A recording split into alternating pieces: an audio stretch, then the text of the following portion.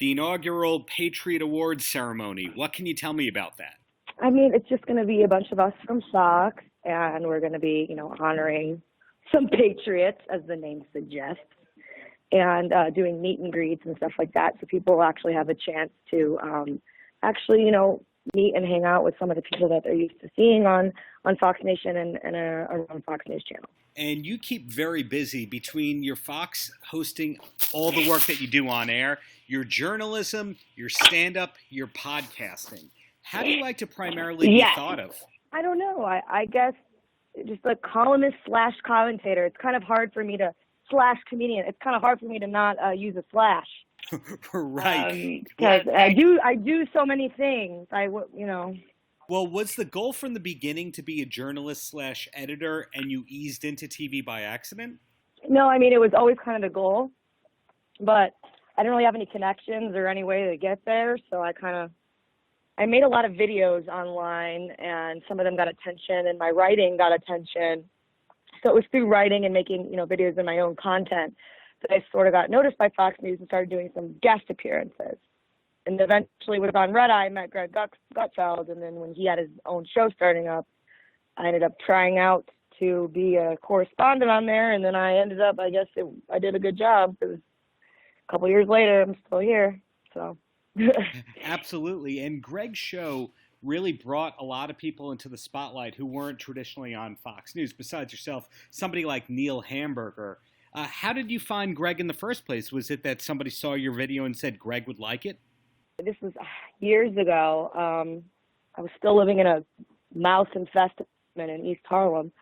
I was working at Campus Reform, and I made a video at a feminist conference where it was really all I was doing was walking around asking people, what does feminism mean to you? Because I think there's so many different branches of it, and it means so many different things to so many different people, and I kind of wanted to get people's point. The organizers found out that I worked at a conservative organization, and I'm not even a conservative, I'm a libertarian myself. And anyway, they were physically blocking me from giving interviews. So I just told my camera guy to keep rolling, and I was, saying things like I thought this was supposed to be inclusive, all that kind of stuff. And the video got noticed by Fox News, and then I was all over the channel as a guest. And then Greg saw me and had me on Red Eye. And I guess he thought it was funny. That kind of ties into my next question. I saw that you, like myself, were at the Misfits concert on Saturday. And I'm curious, is that the only punk rock band that you're enthusiastic about? Because I saw the cosplay. Or is that just one of the punk rock bands that you're into and you've really been a punk fan all these years? I've been a punk fan since I was a little kid. Most of the classic stuff, like Ramones, Clash, Misfits, New York Dolls. But I just have a personal connection to Misfits because Jerry is a friend of mine, and he built my casket for my 30th birthday party. Wait a second. Jerry built you a casket. So how did you first meet Jerry Only? Because I think everybody has met Jerry Only in a very different kind of way. Yeah, so he knows my family. I know his family. We're very close. So his best friend came into the green room from an episode of the Gutfeld show, and I threw a funeral for my 30th birthday party for myself. And I was complaining to my friend about how I was having so much trouble getting a hearse because we had rented a casket, but believe it or not, these hearse places are a little weirded out if you're like, I need a hearse for this date, And they didn't really think it was as funny as I did. So he was like, I think I know a guy. And that guy wound up being Jerry, who actually watches the show with his mom. So I arrived to my 30th birthday party. He just has a hearse because why wouldn't he? He's Jerry Only. I was in a casket that he built to fit my size with all these lights in it and stuff on the inside of it. And he drove me in his hearse, and I came out of the party. Him and Timmy, his best friend, lifted the casket out of the hearse, and I walked out of the casket. So pretty extra, but way worth it. I have a dark sense of humor, if you haven't noticed that. In the best of ways, that's what your sense of humor is. And you mentioned some great other bands in there. Are there other punk fans at Fox that you work with? Are you allowed to say as much? I would say Laura Ingle and Greg Gutfeld that I know of.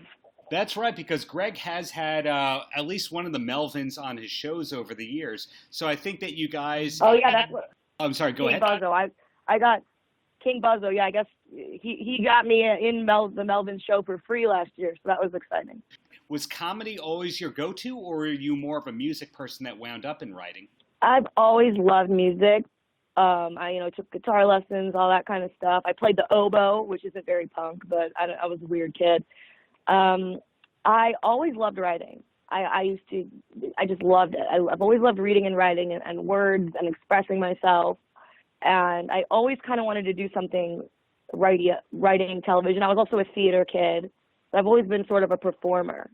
And ultimately, do you have a book in the works of your own? Because, you are a prolific journalist and on-air personality and podcaster. Yeah, stay tuned. That's what I'll say about that. Great. Are there any projects or facets that I didn't touch upon that you would like out there? No, I mean, comedy, podcast, TV, pretty much, writing pretty much covers it. And ultimately, is there something that you wish more people knew about you than being an on-air presenter and such?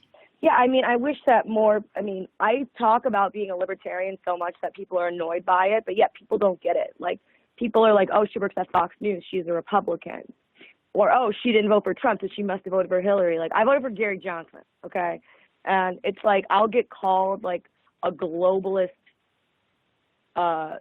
liberal and, like, a Trump shill in the same day sometimes. Because I don't agree with everything Trump's done, but I don't hate everything he's done and think think he's the devil either. And there's just really not that many people that actually exist in that camp of not, being on either side. Right. And another interesting personality who you work with over there at Tyrus, is he somebody that you knew anything about before you started working with Fox? Nope. Not at all, but we're great friends now, and I really enjoy working with him. He's very, very smart, and he's also a very kind, caring guy. I was in a tough relationship a few years ago, one of those on again, off again things, and he took more of my phone calls about it than he should have, because I never listened. But, just like a really great friend on top of being a really, really smart commentator. I figured I'd ask that because comedy and punk rock tend to have a big overlap with the wrestling world, and your buddy Jerry Only is notably a huge wrestling fan. So I didn't know if you were surprisingly one of those as well. No, I mean, all my comedy friends are so into it, though. So in closing, Kat, any last words for the kids? The kids, don't vape. Really appreciate your time and keep up the great work. Hope there is a book coming. Thank you so much.